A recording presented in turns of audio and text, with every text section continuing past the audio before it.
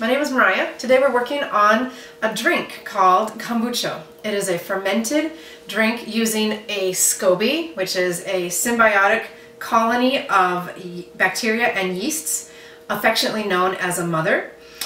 When you receive a SCOBY from a friend or from a package, it will come packed in water like this. This is water that you will need to use to make your next batch, so don't throw it away. The SCOBY is kind of this slimy, round looking thing. It's not pretty by any standards, but it produces a really fabulous drink that is really great for digestion, and people have used kombucha to wean their families off of soda, because if you double ferment it, which we'll talk about, it will produce a carbonation. The people have used green tea, and they use black tea, and people have used red tea to start their fermentation. I have green tea here. I put in a sweetener that I like, which is honey. Other people will use maple syrup, or they'll use rapadura, or other types of sweetener. You figure out what works best for you. I like honey.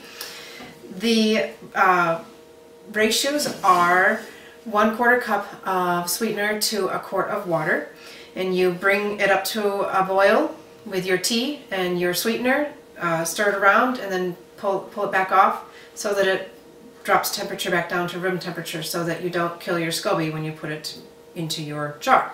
You're going to need a large jar with a wider mouth so that the SCOBY has room to expand in there. You're going to pour your juice.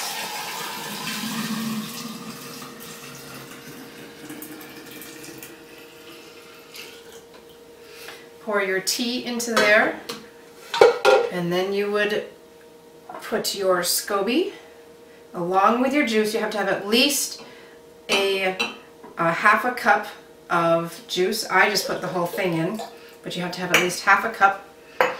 And then you fill the rest of it up to the neck with filtered, you have to have used filtered water. If you use your chlorinated water, you're going to kill your SCOBY. So make sure it's filtered, or it's well water, or it's spring water, whichever. Just don't use chlorinated.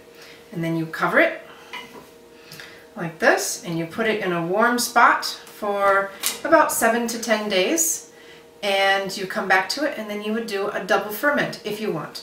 You can drink it without doing a double ferment, it's just fine. A double ferment, however, gives you carbonation, and you would simply take your kombucha, you would filter it, you would add about this much of juice, apple juice, grape juice, whatever type of juice you would like to it. Add your kombucha up to the top, cover tightly, let it sit for 2 days out on the counter, and when you are done, you will get a drink that fizzes and bubbles. See all those bubbles coming up right there? Same thing with this one. The difference between these two, this one is made with green tea, and this one is made with black tea. You have to figure out what works best for you. I like both of them. This one I made with green tea and ginger, because I'm trying to copy a recipe that I like of a store-bought kombucha, which costs way more than I wish to spend on a drink. Let's see if I did a good job. You know, it's really close. I might need to add, they have theirs is a little bit sweeter. They might add sugar towards the end of the process, I'm not sure, but it's pretty close.